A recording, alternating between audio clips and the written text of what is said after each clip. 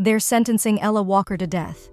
The guard behind her tells the girl to move her legs. Ella is surrounded by ill-wishers, and the girl can hardly move her legs now because her body was tired after all the abuse. The girl was in her tattered clothes and wondered where she could have gone wrong. The judge says that Ella broke off her engagement to the prince unilaterally and caused serious damage to the royal family. However, the king granted her a pardon. In return, as a result of her repeated reckless acts as a manager, Ella caused the land entrusted to her to fall into disrepair and eventually provoked a rebellion. Ella's sister Isabella states the fact that her sister is a disgusting person, and it is unbelievable that they are related. But the estate was already in decline when Ella took over as steward. Everything was planned from start to finish, and Ella realizes that she was killed on purpose. But if she insists on deception now, no one will listen to Ella. The girl looks up and sees her sister Isabella. Meanwhile, a guard kicks the heroine in the back and tells her not to stand still. First, her stepmother decides on her and Gilon's engagement. They became engaged during his rebellious period when the prince was still considered a troubled child. The union was meant to cement the Walker family's connection to the royal family. However, 10 years ago, Prince Gilon's reputation began to recover, so she was followed by demands to break their engagement. The stepmother said she wanted to nominate her beautiful daughter to marry Prince Gilon. Well, if her husband finds out about this, it could spell trouble. So she asks Ella to cancel their engagement to His Highness Gilon. Ella did not agree to such demands from her stepmother. As Walker's eldest daughter, she cannot show such blatant irresponsibility. But Isabella didn't just stop there, so they ask Ella.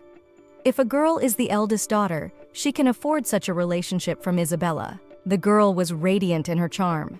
Isabella thinks it's time Ella realized who her true master is. In retrospect, the heroine now believes it was that moment 10 years ago that doomed her, after Ella was forced from her quarters, under the pretext of renovation. They put her in a filthy, dusty attic, where Ella was subjected to horrible conditions, and the portions of her meals were inferior even to the servants, and Ella ate very poorly. The girl was amazed why there was so little food on her plate. Ella realized that she had no fresh clothes and no contact with the outside world. Letters from her fiancé Gilon stopped coming, and the girl found herself all alone. Ella believes that Gilon probably feared the same fate, and the girl fell lower and lower. No one came to her rescue. If she continued to live like that, she would eventually go crazy or get sick or just die. The girl was in a dire situation. Her father hadn't shown up at the manor for quite some time either, and in case his daughter died, he would surely be saddened. Better to break off his engagement to Gilon than to die for nothing. Isabella defeated Ella, and as soon as Ella did so, she lost any value, and Ella was sent to a decadent estate to die there. But being spiritually exhausted, she was unable to manage all the ruined estates. Now, however, whatever the heroine says, her words will not reach the people, for all they want is her death. The girl looked in the faces of the crowd like another executioner. It's not just Isabella and her stepmother, it's also that Ella's father doesn't really know anything. He's completely disconnected from the truth. Even Gilon, to whom they were once betrothed, has been deceived. In the name of the king, Gilon says he's announcing the execution of Ella Walker. If you could go back to that fateful day 10 years ago and start over, it would be great. If she could start over, she'd want to live the life she wanted to live in the first place, without any ties to this family or even Gilon. Ella just wanted to enjoy her quiet life. But no matter how much the girl cries now, she is doomed to die because of her cunning stepmother and also her unloved sister. To be free like the birds. This is Ella's true dream. But when the girl did die, she opened her eyes and was surprised that she could still breathe. The girl doesn't understand. If it was all a dream, but it can't be. Her neck was cut off, and how could all this have happened? Ella realizes that her face was like this when she was young, and she suspects that maybe her wish to go back 10 years may have come true. But how is that possible? The girl looks in her diary and doesn't realize what date it is. The girl sees that she is now exactly 10 years back from the time of her death. Her stepmother and Isabella were going to talk to her before the news of her engagement to Gilon became public. Today was the day Ella was supposed to talk to her. Wasn't it 10 years ago that all these events were happening? The maid wishes to discuss an extremely important matter with Ella. and the maid asks Ella to come to her. The girl realizes that this is very terrible news, because after this conversation, it was suggested to her to break the engagement from Gilan. Can this mean that Ella gave a second chance? The girl felt a variety of emotions and could not understand whether she should be happy or sad that fate might repeat itself. But Ella decides that she must try and not be afraid. When the girl met her stepmother and Isabella, the girl said that she was glad to see them. Isabella tells her sister that they have a very important conversation to have with her today. Ella says that's great, and she was just about to tell everyone something important. Ella tries to speak. All these words as if they meant nothing. Stepmother and Isabella were very surprised to see Ella happily telling them about her decision.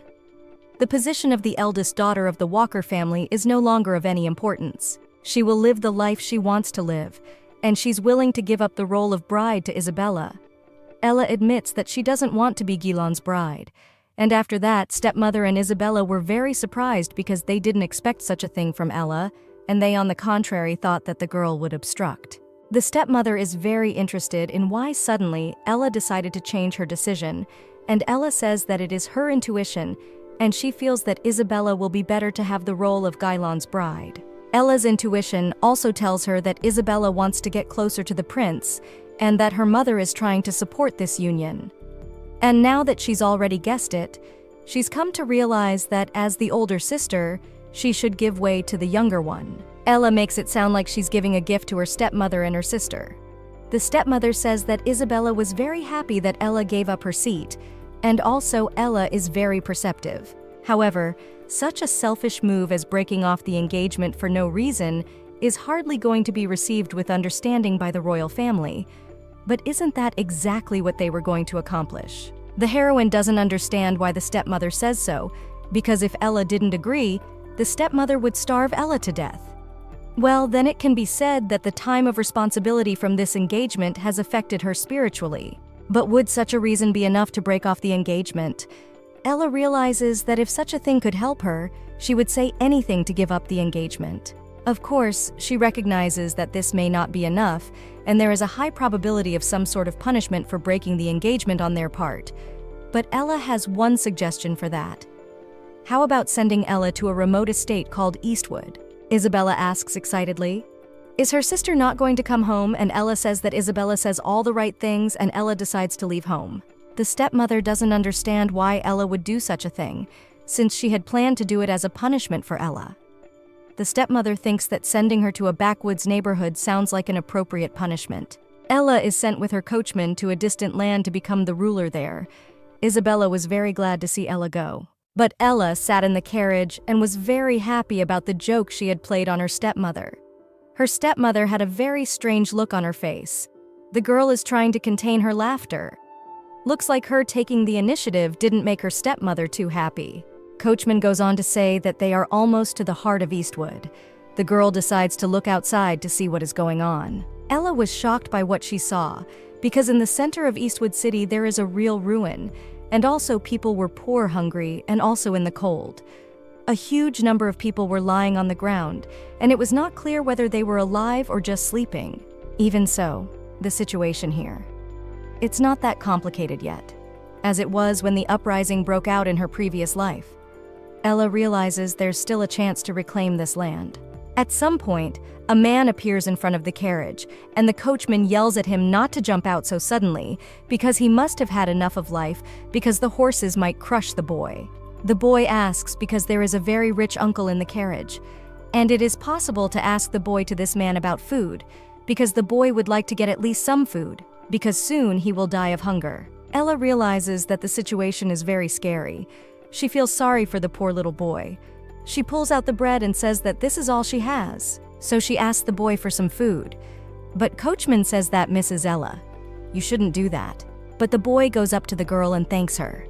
Next moment, two strange men appear behind the boy, who were more behind the boy that asked for bread. The coachman says that sharing the bread is quite kind of Ella, but was a big mistake. Meanwhile, the boy asks, is Ella from the nobility? He's curious to get to know Ella better. The girl realizes that the situation in the area is very complicated, and it will be very difficult to renew these lands. The coachman says that the lady should stay in the carriage, because now he will speed up. But the lads come in and order Ella to leave them all the food and get out. The men say the aristocrats are robbing them day after day. They wave their fists after the carriage speeds away. Ella realizes that the Eastwood men have a lot of hatred for the aristocrats for not helping the ruined land. Last time she was there, she was so depressed she didn't even notice what was going on around her. Ella was terrified of her lot and couldn't do anything to help the poor people. But now she must take on the role of manager properly and restore the land. For Ella believes it is her key to survival, and she will outwit her stepmother to survive. Then Ella heads to her new home, and it's a mansion near Eastwood. Starting today, she takes over as Eastwood's caretaker. The girl introduces herself to her servants and calls herself Ella Walker, and she is happy to meet her new subordinates, and first of all, she would like to organize tonight a food distribution for the townspeople. But the servants were surprised. Is Ella really talking about a food distribution tonight? Is it really going to take place right through the city streets? It's not safe. They're not prepared for that, and Ella definitely shouldn't be out on Eastwood Street. Ella could be attacked at any moment, and her butler says it could be dangerous to leave the palace walls. Besides, given her current condition, the previous ruler will continue in office. It's best for Ella to be careful. But Ella says that if she's not there, there's no point, because Ella has to help the poor people who suffer day in and day out. As their steward, Ella must learn from her people about their hardships and worries. Then Ella and her servants went to the main square of Eastwood and prepared food for the needy. The girl distributed hot soup to poor people in need of some food. She heard that people needed help, and as soon as she became the new governor, she decided to help them. A man comes up and thanks Ella that the girl decided to help them. The man says it is a great pity that Ella was sent here at such a young age. Although years ago, this town was not so bad. Ella doesn't understand what her guest is trying to say. After all, the previous lord was a madman. The man reveals to Ella that over the past few decades, their lord has done nothing but scrape together taxes. As a result of which, all their energies are spent on maintaining their own subsistence, and people are not even able to raise their children properly. The former lord is still in office. No matter how bad their situation is, the royal capital doesn't know anything about it. So the young people mostly flee from these places and get as far away from here as possible. Ella realizes the plight of the town. Will Ella be able to make a difference to Eastwood under these circumstances? Ella wasn't the only one who had a hard time, and she realizes that all these people were suffering. The girl was living her life last time, and she was fixated on her own suffering. Of course, she had her share of hardships, but all Ella did then was put up with it. As if she were the most miserable person in the world, she didn't even try to change the situation. Ella is determined to fix the current situation in Eastwood and help the poor people who suffer day in and day out. And she gives the man her word and what needs to be done to accomplish that goal first. She will see the current Lord Acting Steward tomorrow. Ella must see whether he is truly fit for the role. A man appears behind the lady and apologizes. He says to hurry up and collect all the plates. Ella realizes that as acting ruler, she wants an exceptionally trustworthy man as Lord. But what is happening in the main square is being watched by a cunning lord who does not intend to lose to Ella. The events are transferred to Isabella. The girl receives a huge number of gifts from different men, and she realizes that being queen is simply delightful, and Isabella hopes that she will live her whole life in luxury. How glad she is that her sister is no longer here. But the man who stands next to Isabella realizes that she is, after all, already engaged to the next king, but still accepts gifts from other noble men. Isabella is a very windy lady, and the minister doesn't like Isabella's behavior. After all, she has nothing in common with the lady who is very well-mannered. What was Prince Gailon thinking when he changed his mind in favor of Isabella? Isabella turns to Mr. Minister and the man listens attentively. Isabella looks at the minister with a smile and tells him that she is much more suitable for the role of queen than her older sister and wants the minister to confirm it. The girl enjoys her power as well as her strength. Meanwhile, Ella visits the estate of the lord who destroyed Eastwood with his heavy taxes. Ella confesses that she is the new ruler of Eastwood and wanted to see how the lord of Eastwood's lands would fulfill her position. She calls herself Ella Walker. The girl doesn't look very favorably at the lord. The man smiles very slyly and says that Ella is his new lovely lady steward, and he is the acting steward of Devon. Today, Ella will at least talk to Devon about Eastwood's fate as well as his stewardship. Ella realizes that this mansion is like another world compared to the rest of the city. There's no telling how far Devon's profligacy has gone. Lord Devon approaches Ella and asks, "Is this really going to be their first date?" But Ella tries to fend off the fat Devon and tries to convince him that this will be strictly business talk, because apparently this lustful man thinks that Ella might be looking at him. Then Lord Devon smiles and says that there is no hurry and offers to make friends with Ella. Ella then states the fact that Lord Devon is very fond of art because his mansion has a lot of different valuables. Lord Devon says that this is true and that he has an eye for beautiful things. But no work of art can compare to the beauty of Lady Ella. The girl doesn't buy such a trivial compliment and says that it must have taken a lot of money to put together such a vast collection. And Lord Devon says that Ella is right and it all costs a lot of money. Then the girl asks Devon how he managed to acquire such a fortune in such an economically deplorable region. The girl needs an explanation because she is his boss. But Lord Devon tells her that the ruler gets as much oil and taxes as he squeezes out. His job is to use this resource to the utmost advantage. Apparently, this pig is so mad they can't see any wrongdoing in their corrupt schemes. Ella asks, "Doesn't Devon feel sorry for ruining his own people? As a steward, shouldn't Lord Devon think of the people first?"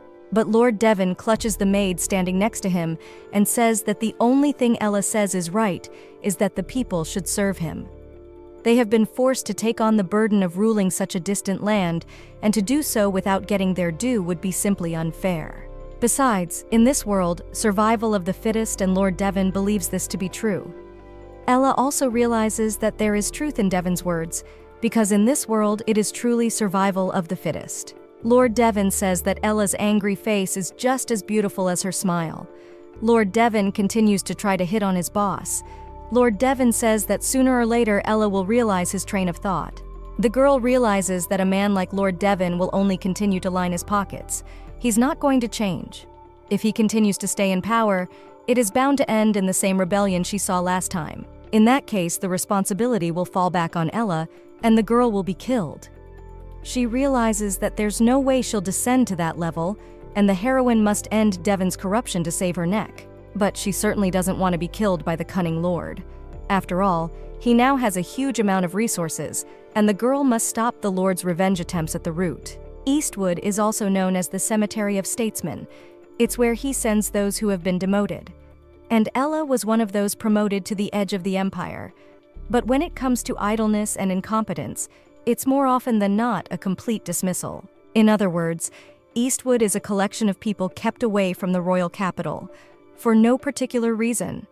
Among them must surely be talented individuals who just fell under the hot hand of their superiors. Some of them could have gotten here for no reason at all, if Ella had managed to bring all the talent together. She could turn Eastwood into a real realm of order and prosperity. Ella decides to gather the honored gentlemen and ask for their attention. The lady wants to implement a series of reforms in Eastwood to turn the place into a blooming garden. They must achieve a stable standard of living for many people and make the land self-sufficient and independent. And to do that, she needs the support of the people she has gathered in this room. But someone raises their voice in the hall and says that Madam Administrator needs to stop. I can't believe the daughter of such a prominent house was appointed to run this backwater estate. Ella was just forced to leave the royal capital because of some problems like the rest of the aristocrats. That's the first thing that comes to mind for anyone who's been demoted in one way or another. If Ella manages to make some progress, she will surely be able to see the capital again. But here, any progress Ella makes is thwarted by Devon. The man won't let Ella reform in any way. It may sound harsh, but the lady would rather sit tight and keep her head down. Ella realizes that if she follows the man's advice, it will get her killed. So no matter what people say, she will give up her purpose and do whatever it takes to make this land prosperous. Ella asks the aristocrats what their thoughts are on the current situation in Eastwood. The man says there is very little to like about Eastwood. Ella agrees, and she realizes that from the aristocrats' words, they would like a chance to be in the royal capital again. The girl asks if the men and women would like to be in the attention of the empire again, and the men say that if such a thing were possible, they would gladly do it. whatever it takes to get back into the capital. None of the Eastwood men have ever been able to get back there. Ella says that in that case, they just need to make this city as prosperous a center as their non-capital city. Ella promises that she will make every effort to turn this place into a paradise with the help of the lords gathered here. The distance from the capital also means that they are less susceptible to its influence. And looking at the aristocrats in a prosperous, independent city, many people in the capital will be jealous. But people laugh and say that this is utter folly and don't understand what Madame is saying. They don't believe what she's saying. Ella knocks on the table and scares the gathered aristocrats with her behavior and stops their laughter. If they do not reform the lands, Ella will be killed. The girl says these words out of the coldness in her eyes and looks at the assembled aristocrats as if they were death row. She may be reckless, but she is deadly serious, and since her life is at stake, she will take all necessary measures. But Ella doesn't think it's reckless in the first place because they already know where the main money is concentrated, and the problem is Lord Geelong. And all of them can cope from Devon if they unite. However, they have a lot of work to do. But if the boys can succeed, they can become great. But what happens if they continue to rot in this land? Ella suggests that the people try to burn with her rather than continue to rot in these lands. Ella suggests less evil for the aristocrats gathered here. Events move on to Lady Isabella. The girl asks the minister if she is fit to be a princess to the queen. The minister says that his lady is undoubtedly the best for their kingdom, so she should not doubt her exclusivity. But Isabella wanted to ask the minister what the papers Isabella could find meant. She doesn't understand what this meeting is about to disagree with the engagement between Isabella Walker and Prince Geelong. And on this sheet, the minister's name seems to be among the attendees. It was very difficult for the man to explain to Isabella what it meant. And Isabella in turn says she doesn't like people who get in her way. What will happen to those who dare to go against the queen? Isabella decides that she will teach the minister a lesson and make it all clear. Events are brought back to Ella, and through the interaction and cooperation of government officials, the current situation in Eastwood becomes clearer. Over the past few years, Lord Devon has exploited his people by tripling taxation, and Devon has not been stopped until now, only because he bribed the capital's aristocrats. It's a real disgrace to their great country. And yet, where did Lord Devon find the means to bribe the officials? Because in Eastwood, there are no industries, no useful resources. But the next moment, Ella discovers the truth. The papers Ella found have the name Walker on them. One of the aristocrats asks Ella, who's been scrutinizing the papers, what's going on with her, because she looks very worried. Her assistant also asks if there's anything Ella can do to help. But Ella thanks the nobleman for his excitement and for his help. The girl will be very happy for them to cooperate further. The employee smiles and says that Mrs. Ella is very nice and also very kind to people around her. Ella realizes that if they sort things out from Devon, Isabella and the stepmother might turn against Eastwood. Then it will be very difficult for Ella to stand up to her great family. But to fulfill the expectations of the civil servants and save the subjects from distress withal, cannot leave this situation without attention. Now they have all the evidence in their hands, and Ella decides that it is necessary to go into battle. The pair head to Devon Mansion. When Ella heads to Devon's place, she is met with a very sloppy welcome. The man came out in his robe. Even though Ella's position, he doesn't like to be disturbed. However, even being a little selfish, Ella is quite very nice. The man continues not to give up his attempts to hit on Ella. But Ella coldly replies that she has a very important conversation to have with Devon, and that conversation cannot wait. Ella asks if Lord Devon is willing to dry her out. Ella shows a list of Devon's bought nobles who covered up the illegal overcharging of the taxes he collected. Ella now has all the proof that Lord Devon is corrupt. Ella then asks Lord Devon to explain himself. Lord Devon realizes that this girl has lost her mind. How she managed to find dirt on him on such short notice. Lord Devon says that if you think about it, it could all be a setup. It's just one of the duties of a steward. Lord Devon asks Ella how much he should pay Ella to make the girl forget about this whole conversation. Ella realizes that Lord Devon isn't even trying to justify himself, and he's wallowing in his madness. Lord Devon asks, doesn't Ella appreciate a ringing coin? Then he asks what Ella thinks of the art, for he could give Ella his collection. But Ella coldly tells Devon that the man is no match for Lord Eastwood's stewardship. As of this moment, Lord Devon is relieved of his official duties, and all his property is to be confiscated. The next moment, the guards in whom Ella had asked in advance to accompany her rush into the hall.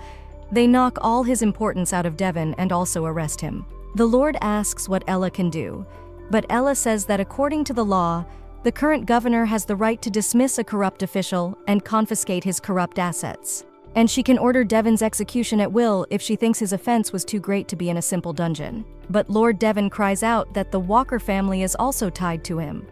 The Lord threatens Ella that the Walkers might pull a backlash if they find out their official has been arrested. Ella realizes that it turns out the stepmother was supporting Devon, and it's true.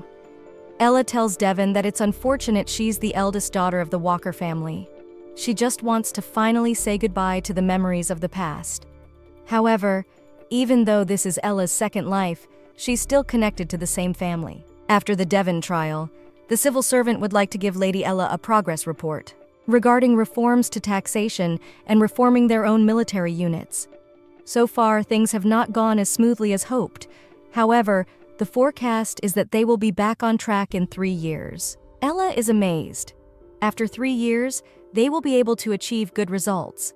After all, her employees are talented people. But her assistant says that everything was possible only thanks to the actions of Lady Ella, who united the nobles and was able to get rid of the corrupt Devon. If it wasn't for Ella, the aristocrats would have continued to rot in Eastwood, but she inspired them. After Ella's famous speech, it was as if the people were born again and their hopes of making Eastwood their home were ignited. Ella Mila smiles as she realizes that even though she has only recently traveled back in time, she has already been able to make so many people happy. So she realizes that this should have been her cue, because it was the civil servants who made a huge amount of effort, reforming and transforming Eastwood so that it's as good as the royal capital. They need to do it all together and they will get the results they need. The people support Ella, and she is told that together they can realize their goals. With the removal of Devon, public order is slowly returning to normal. This move will prevent the rebellion that led to Ella's execution last time.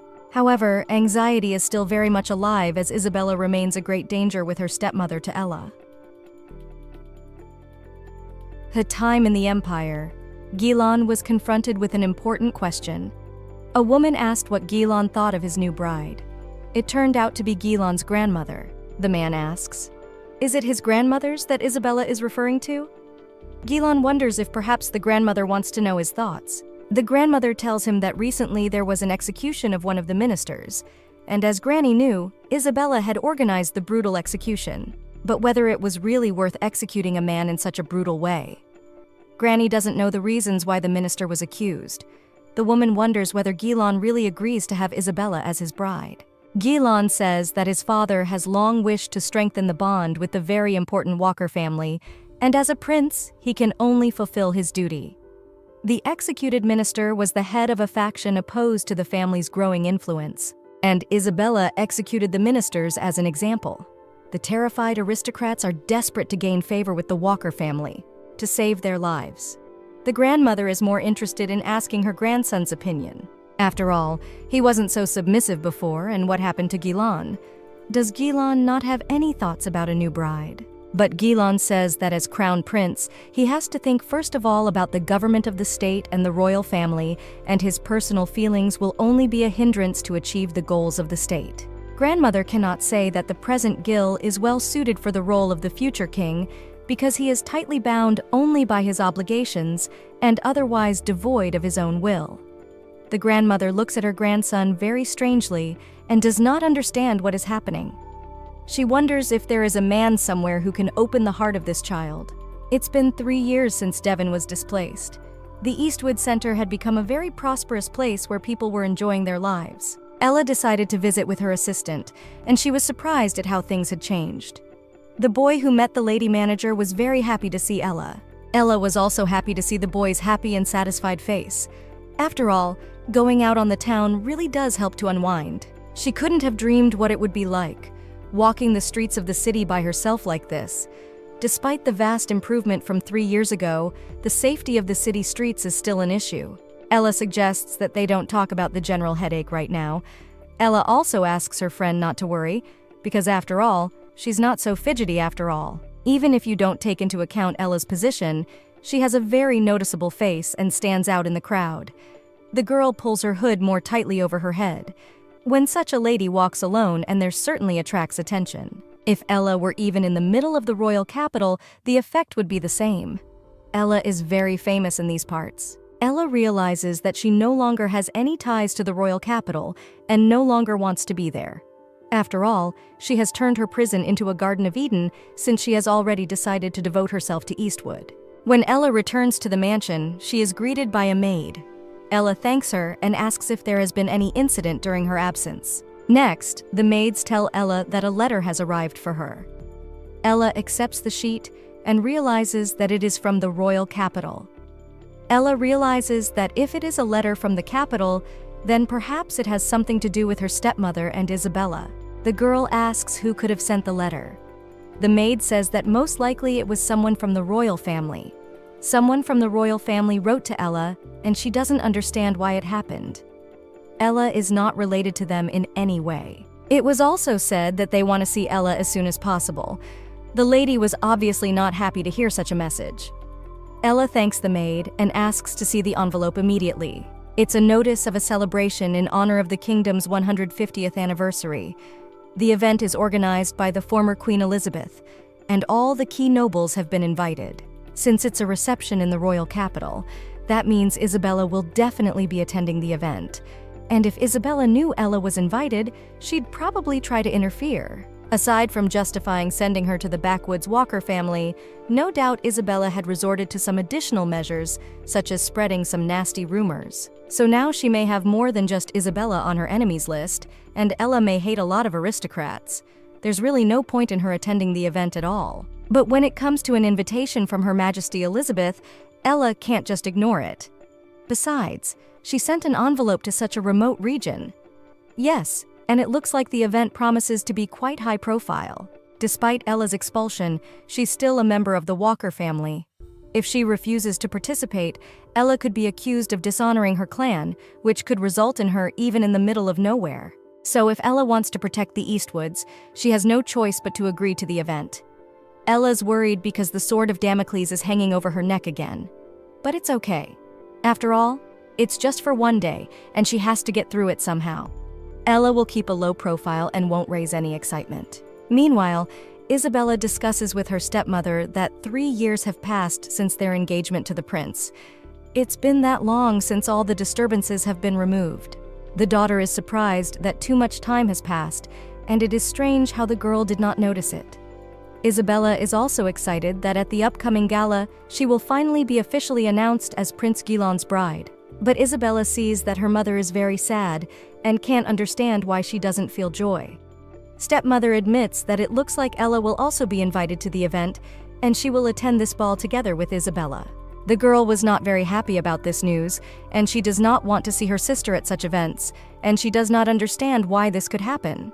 Probably because of the high importance of the celebration. After all, Ella is still a representative of a significant family despite her current stay in the wilderness. But Isabella wonders if enough time has passed to make Ella's participation appropriate.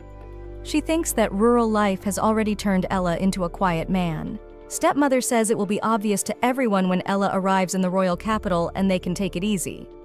So Isabella needn't worry about having her role as the evening's main character stolen from her. But Mom wanted to ask about something else because Isabella has to remember a man like Lord Devon. But Isabella says she can't remember Devon. She asks her mom to tell her. Isabella hears from her mother that Lord Devon was Eastwood's former steward and is the one who sent her the ring the girl is wearing as a gift. Isabella realizes that she has not been paying attention to all those people who have tried to serve her. He was an untalented but very useful man to her stepmother and Isabella. And yet Ella had him executed. In reality, Ella is just a young maiden who's used to excessive zeal. But the stepmother is worried she might throw something out during the reception. Isabella believes her mother's fears may be justified, and they need to be counteracted by Ella. Isabella smiles nastily and asks her mom, "Is this really the opportunity to point her sister in her place?" Isabella says that as long as the gala lasts, Ella will not be able to attend Eastwood, and that is true.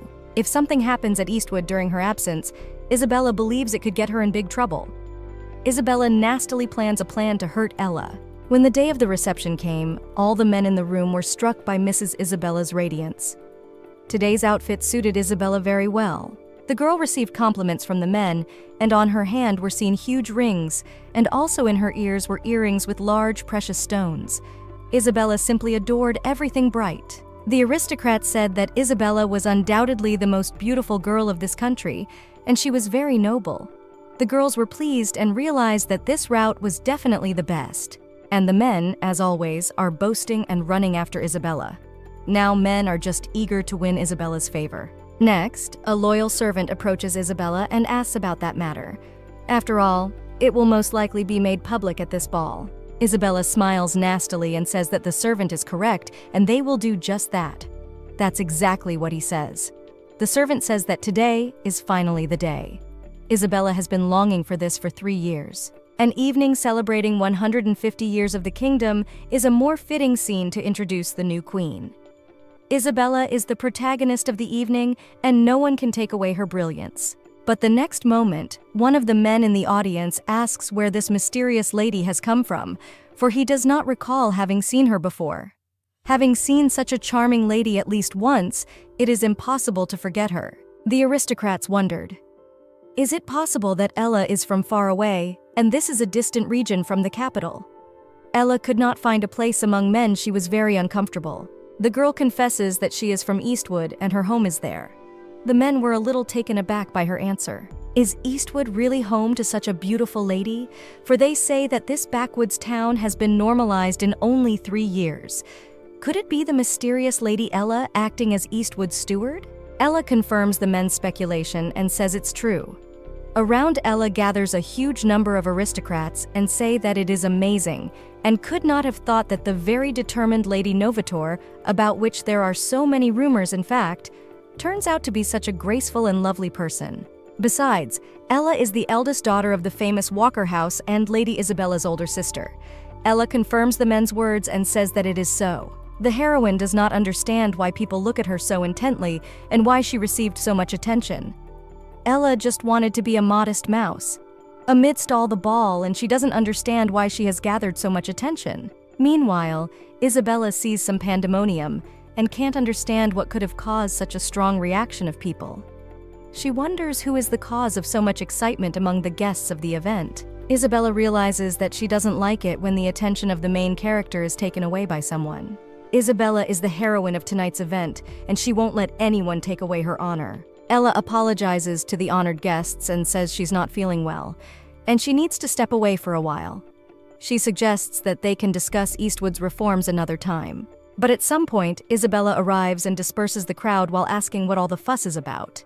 Isabella glares angrily at her sister, and Ella realizes that this is a bad thing, because she is at Isabella's mercy, and it could end badly. The next moment, Isabella walks up to Ella and greets her. Isabella says that they haven't seen each other for a long time, and Ella is not invited to the event either. After all, this route is considered very noble, and one wonders how Ella from some backwater could be here. Ella smiles nervously and says that she is happy to see Isabella too. Tonight is a very important evening, and she couldn't stay cooped up away from the capital on such a special day. Isabella smiles happily and says that she has heard that Ella is on the mend, and it is a relief to see that her big sister is doing much better. Isabella is selective in her words. Isabella comments that Ella has a very festive outfit, and it seems to have paid off. Isabella realizes that Ella has been lavished with much and tumultuous attention, but if Ella stands out too much, the other partygoers may feel hurt. Isabella says that this evening is not Ella's night, and she must remain a quiet mouse so that no one pays attention to her. Ella apologizes, and she didn't think these noble gentlemen would be so disturbed by the dress. She also wanted to thank Isabella and her mother for giving her the opportunity to improve her health. Ella was much better now, so much so that she could be present here today. But it's been so long since she's been to a ball that she's gotten used to it. That's why Ella is already tired. The girl realizes that she has to play along with her made-up story about her ill health, because of which Ella refused her engagement to the prince. Ella says she won't be here long, and Isabella shouldn't worry that Ella will take a lot of the attention away from her. When the bell rings on the big clock that stood in the hall, Isabella states the fact that the moment has come, and her sister will be strong enough to witness the main event. And then Ella will go straight to rest, because Isabella wants her to. Ella is surprised at Isabella's behavior. Her little sister says it was nice to see Ella. After so many years of separation, she wishes Ella would never come here again. Ella had expected Isabella to be more sharp-tongued. Usually, Isabella would have tried to see her off as soon as possible, and Ella doesn't understand why Isabella would say such things, and perhaps her little sister has come up with some devious plan. The next moment, the king asks for the guests' attention, for he benevolences all of them for having guests in this hall today. This is a very important day for their kingdom, and thanks to all of them, they can properly celebrate the 150th anniversary of their country. This fact makes the king very happy that he wishes his kingdom to prosper. However, this is not the only happy occasion of the day, and it's finally time to make it public. It has been decided that his son, Prince Gilon, and the Lady Walker will marry. Isabella rejoices with her friends at this news, and she was incredibly happy at the king's words. The king also wants to say that he intends to crown his son, as long as he is still alive and in good health, because he considers it his duty. So he asks to rejoice and praise the future king and queen. But at some point, the former queen and mother of the current king steps in. She asks everyone to pay attention to her because the queen is against the current marriage. She cannot approve of the king's decision. The woman says that as a former queen, she cannot approve of Gilon's marriage to Lady Isabella. Ella realizes that it is Her Majesty Elizabeth, and she is Gilon's grandmother. The king asks why mom is here and if she is. They haven't settled the matter before. But the grandmother says she never said she agreed, so the topic is still open for discussion. And since the king has decided to announce the engagement despite the open dispute, she also does not intend to be ceremonious. The intention to strengthen the bond of the Walker family is completely justified, as it will benefit the kingdom and strengthen its position. But what will happen if in the hands of Isabella, who is still linked to the prince only by an engagement, will be the power of the queen? What horrors Isabella will unleash when she gains power. The king's faction, blinded by money and the pleasure of self-interest, has repeatedly ignored the collective petition against this engagement. Of course, it's a shame that it ended up shaking the royal family's dirty laundry in front of everyone on such a memorable day. But for the good of this country and her dear grandson Gilon, Elizabeth cannot allow this engagement to take place. Isabella approaches Elizabeth and asks, "What does Elizabeth mean by disapproving of this marriage as a former queen? Does she think Isabella is not fit for the role?" Isabella looks at Elizabeth with such a horrible look that anyone would think Isabella wants to gnaw the former queen with her own teeth. Elizabeth says that for the last 3 years, Isabella has behaved abominably. And besides, there is a girl in this room today who is more suitable for the role of bride than Isabella. Isabella doesn't understand what kind of girl could be more suitable to be queen. After all, Isabella sees no one else here. But Elizabeth says that the best option for their kingdom is for Ella Walker to be queen. That is the person who should rule this country with Gilon. Elizabeth sees Ella as the hope for their kingdom and says that this girl can be trusted to rule over the people. Ella doesn't understand why these events are happening because the girl just wanted to live her life peacefully in the existence in her town of Eastwood. But why she is always getting into trouble? Meanwhile, Isabella is laughing, and you can see that the girl was puzzled by Elizabeth's words. Isabella challenges the former queen to ask if Her Majesty doesn't know that her sister broke off her engagement to Prince Gilon of her own free will and is now living in a remote estate to improve her health. Isabella asks Ella if it's true, but Ella has a hard time saying anything because everyone in the room is paying attention to her. Isabella says it's hard to think that a person who wasn't even supposed to be in the room in the first place would suddenly become a candidate for queen, and it's unthinkable. Elizabeth asks Ella Walker to approach her. Ella does not understand why it is she who has already hoped to be free in this life. The heroine believes that Her Majesty Elizabeth has some misunderstanding about everything that is going on. But still, Ella decides to approach Elizabeth because it was a request of the former queen. She does not want to be at odds with Isabella over the engagement. It is necessary to avoid it at all costs, because on the eve of Ella's life, Elizabeth further reveals that her older sister Isabella has a number of outstanding achievements as Eastwood steward. Elizabeth has prepared a list of all the outstanding things Ella has done in just 3 years as steward. Elizabeth asks a servant to read the list aloud. the servant tells her that Lady Ella has spoken out against the unscrupulous Lord Devon, who fulfilled the duties of steward before her, and has ruled on his case, according to his deeds, and also worked personally to restore the beautification of the estate entrusted to her. Ella stimulated a social movement to reduce unemployment and economic growth, and organized the creation of regular troops to strengthen security and public order. The people around her were shocked at Ella's ability to be the best ruler they had ever heard of, because Eastwood was in a terrible situation, and it was inconceivable that Lady Ella could pull off such a miracle in such a short period of time. She had accomplished so much in a rather remote region from the capital, and this lady was a remarkable talent. Her direct involvement in state politics certainly bodes well for the future. All these achievements are not only Ella's personal merit, and it seems that Her Majesty still overestimated her. After all, Ella has been helped by her friends with whom she has become good friends over the past 3 years. Based on all this information, Elizabeth thought Ella Walker was a more suitable candidate for the role of future queen.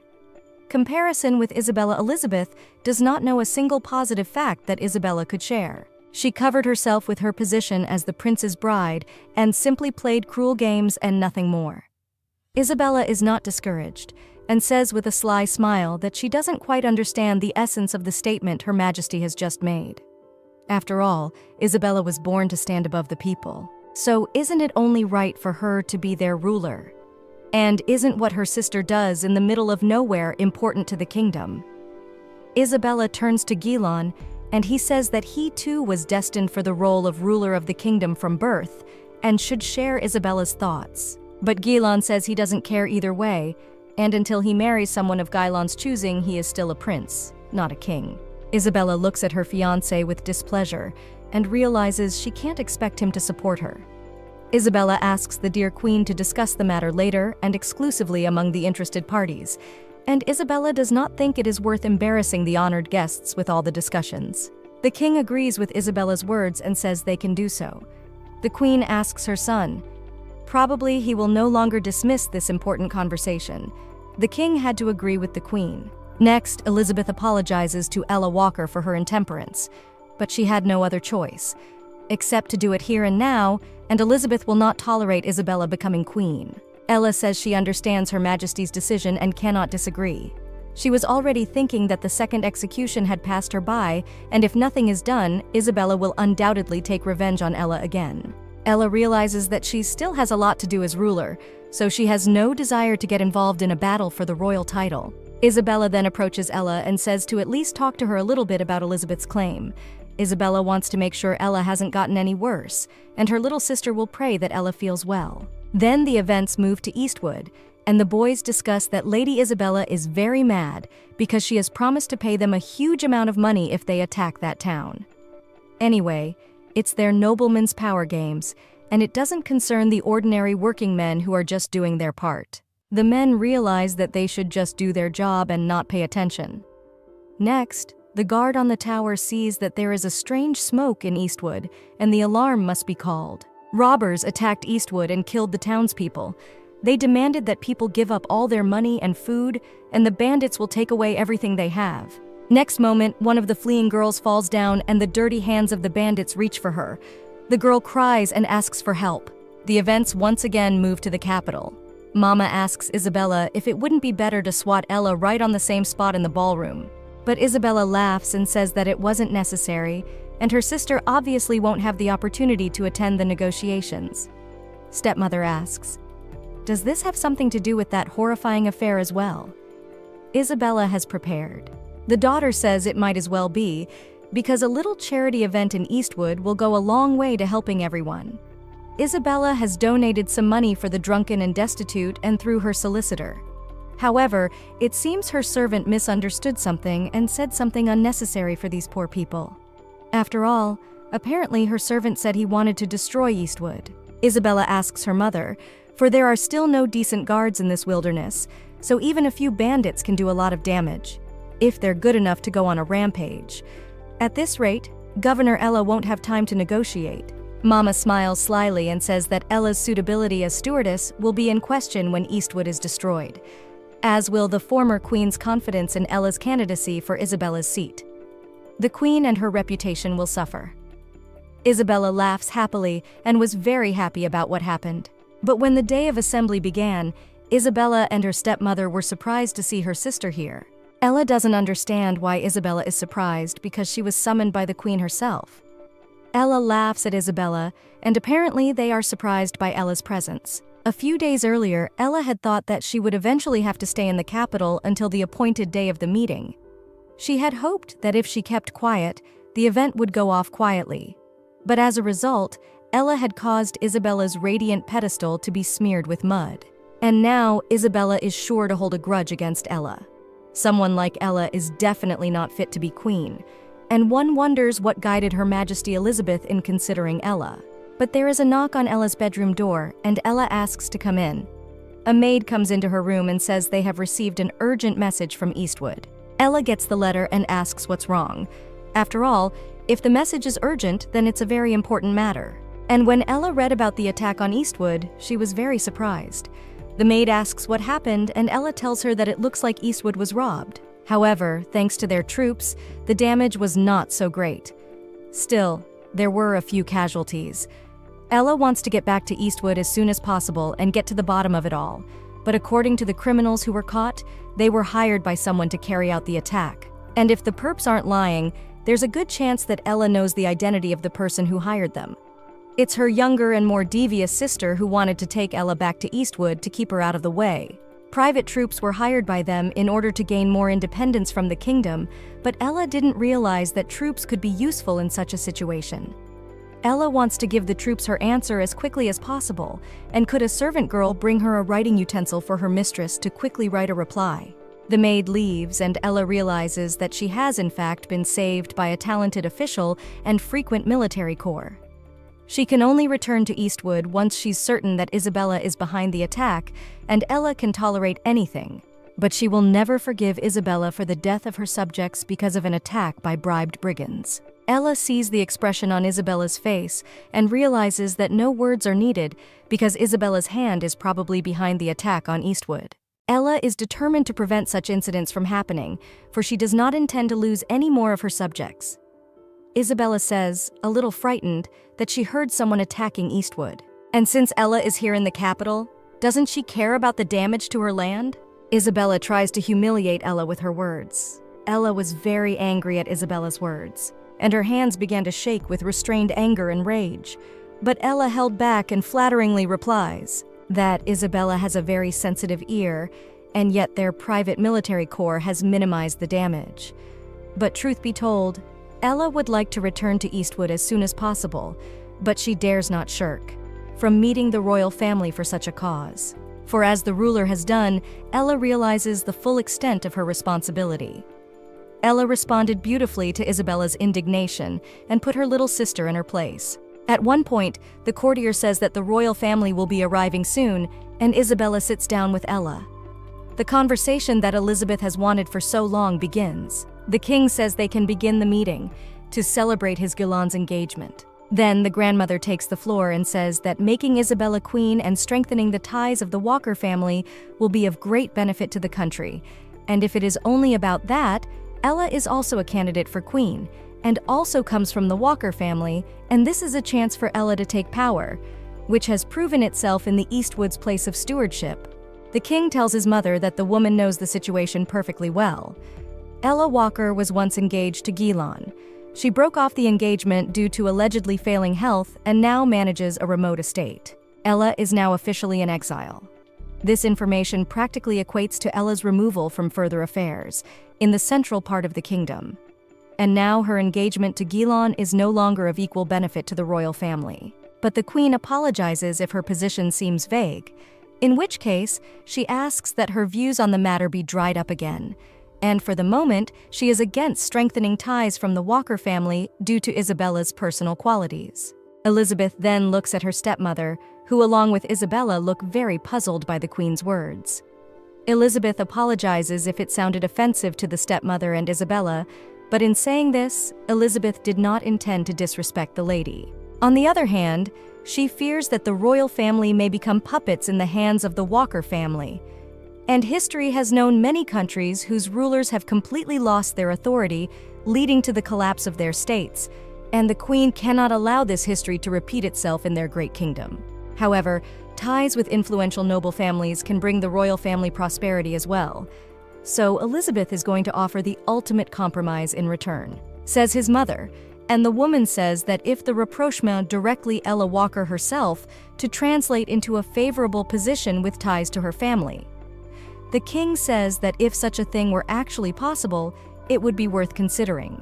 Ella does not understand why Her Majesty Elizabeth insists on Ella's candidacy, for Ella has no outstanding abilities. And even if she is better than Isabella, it can only result in the younger sister taking revenge on the elder sister, and Ella being in a bad position.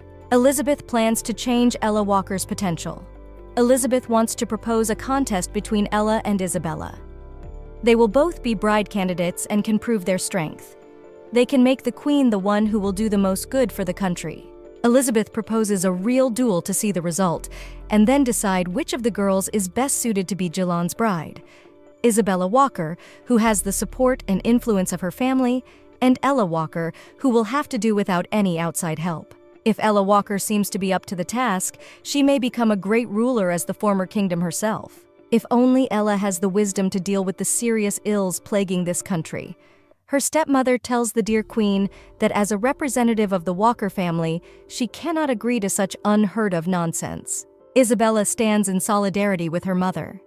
The girl says there is no need for such a contest between her and her elder sister, as it is clear which of them is more suitable for the role of queen. Elizabeth says that if that is the case, it would be good to confirm Isabella's words to the maiden, and either Isabella doubts her strength and will not be able to defeat Ella in battle. But Isabella looks angrily at Ella and says that before she talks about self-confidence, she wants to confirm her hunch that Ella is probably not a good opponent for Isabella.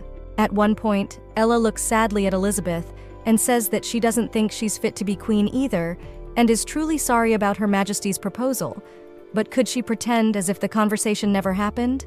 Even now, Eastwood's already been hurt. And what if it comes to an open confrontation with Isabella? Ella realizes she could be killed either covertly or executed. Ella already has an estate to protect and wants to avoid another execution at all costs. The king asks Gilon what he thinks about it, since it's about his future queen. But Gilon says there is no cause for concern, and he will follow whatever choice is in the best interests of the state. Elizabeth looks at her son and asks the king what he thinks if they were to break their meeting for a short break. The king says it helps to take some time to think things over, and the former queen speaks the truth. Elizabeth tells the heroine that he has a large number of things the queen would like to discuss. There is Ella. Couldn't Madame go out on the balcony after they finish this conversation? Ella agreed, and Elizabeth found herself together with Ella on the balcony. The girl was amazed at the beauty of the kingdom that was visible from that height. Elizabeth confesses that this is her favorite place. Elizabeth asks Ella to take a good look at the landscape and tell her what she thinks, because at least she can get an independent opinion. Ella takes a closer look at the view of the royal capital and realizes that the view of this place is familiar. But Ella also sees the slums that stand on the horizon behind the slender and beautiful houses. Elizabeth says that the girl can see from Ella's face that she has noticed the slums. At first glance, it seems that the capital city is still prosperous. However, this country is already at its breaking point. If things continue to go downhill, the kingdom will fall apart. Elizabeth says that Ella was able to identify the city's flaw just by looking down on it from this height, and Ella the Beautiful is fit to be queen, just as Elizabeth knew she would. Ella says it is a great honor to hear such words from a former queen and great mother of the realm, and she is very grateful to Her Majesty. Elizabeth says that this title is an exaggeration, and at the time she was just desperate. And now, as Ella can see, royalty alone is no longer enough to maintain order and the integrity of the structure of government. And this is one of the reasons why the king is so desperate to strengthen ties with the Walker family. But now, at a time of crisis for the country, Elizabeth believes it is of the utmost importance that the next queen upholds the kingdom with Geelong. And when Elizabeth heard of Ella's success at Eastwood, she realized that only Ella could do that. Her meddling must have caused Ella a lot of trouble, So she apologizes to Ella, for the old woman has been playing her games a little too much. And Ella says Elizabeth shouldn't say that. After all, it's a great honor for Ella to be praised by Her Majesty. But she's not good enough to take on such an important role, like being queen. Ella doesn't think she can live up to Her Highness's expectations, and so couldn't Elizabeth give up the idea of competing for the role of bride. But Elizabeth tells Ella with complete certainty that the girl need not worry. Elizabeth understands perfectly well Ella's heart is troubled because she is aware of the inner workings of their family. Ella was horrified by what she heard and does not understand why Elizabeth would involve her in this affair. For Elizabeth must realize that Ella is in a very bad situation because of her stepmother and her sister. Elizabeth says she was running out of time, so she had to take drastic measures. Elizabeth says that she has a conscience about her little Ella. However, Ella knows the current situation in the Walker family, and especially what happened to those nobles who dared to oppose Isabella. Elizabeth has seen enough of that in the last 3 years.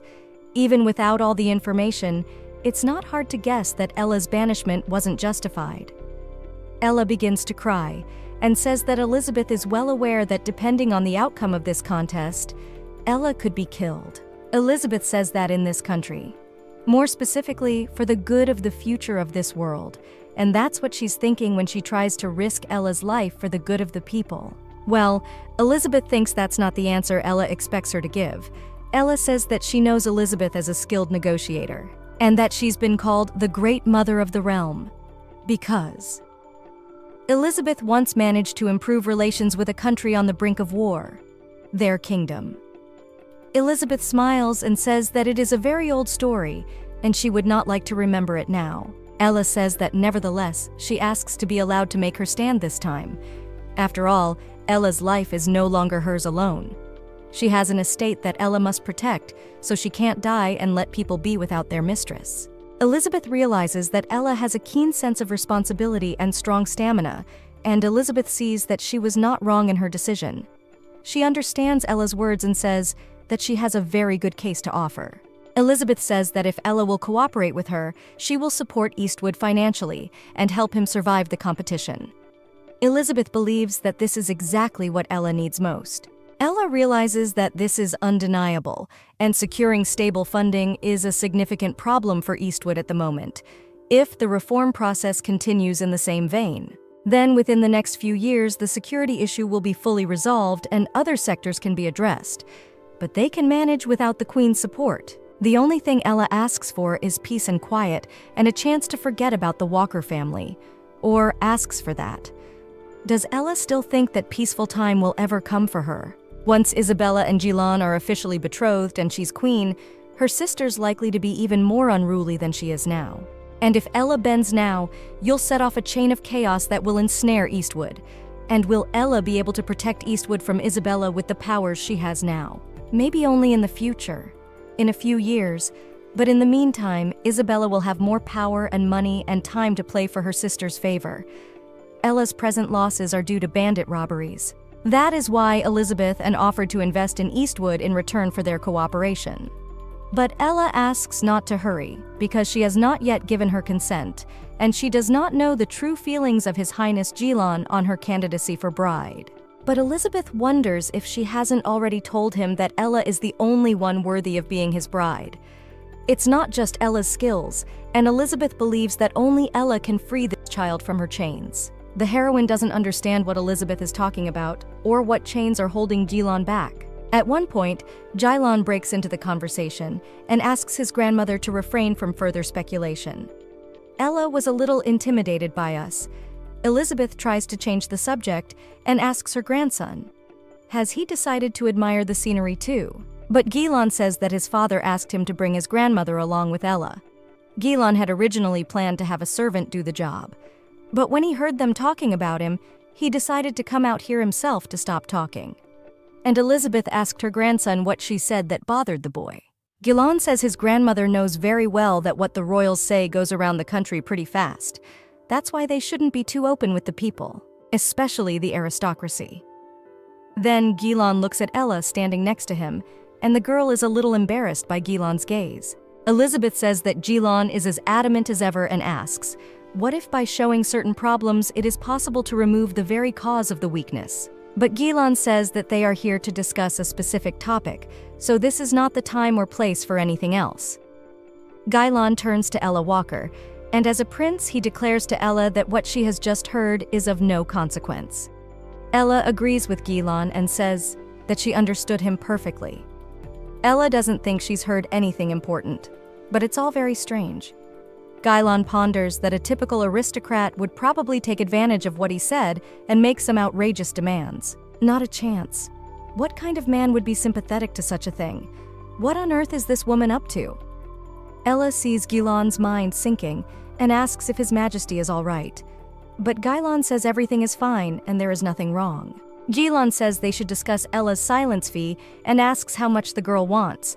Ella doesn't understand what the guy is talking about or what the fee is. Gilan says that in that case, if the information leaks out, he can give Ella the appropriate penalties for breaking the deal.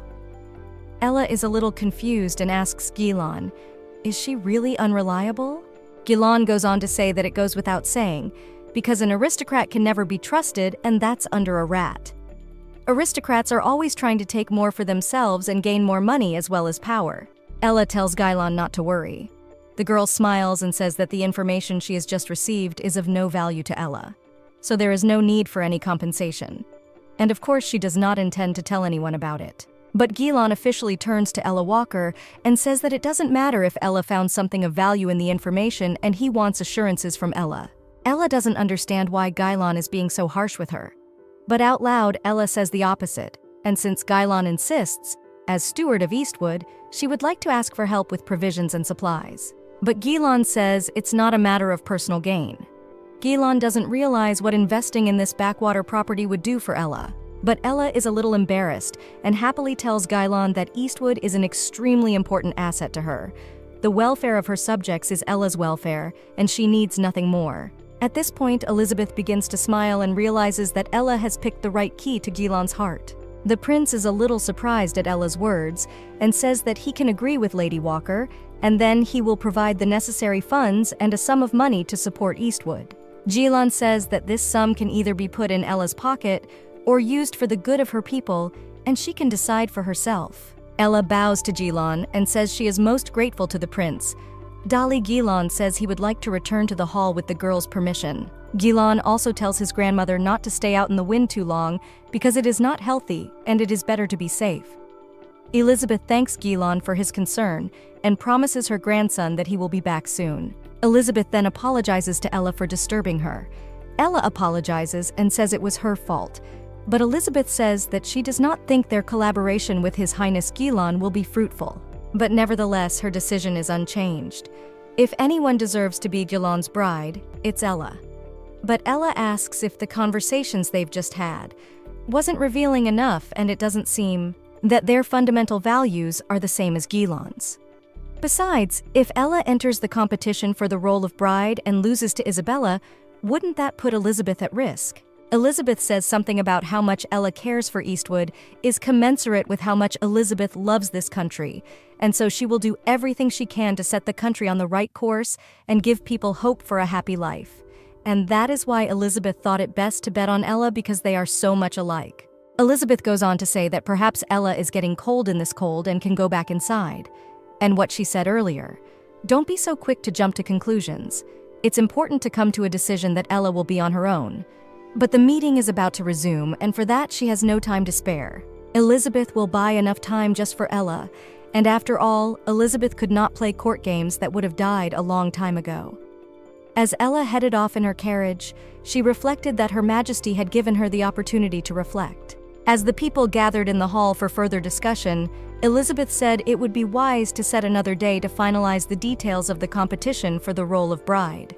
The king says he will do as Mother says to apologize to his son for disturbing him, but Gilan replies that it is part of his role. Elizabeth further says that Ella and Isabella will be in touch shortly to clarify the details. Elizabeth then looks at Isabella and asks that the girls behave in a manner worthy of the royal name. Ella realizes that the royal family, as well as her estate and the Walker family, are all a real burden to Ella. The girl does not know what she should do in such a situation and hopes that further events will give her the right path for her development and that Ella will be able to survive in further confrontation with her sister.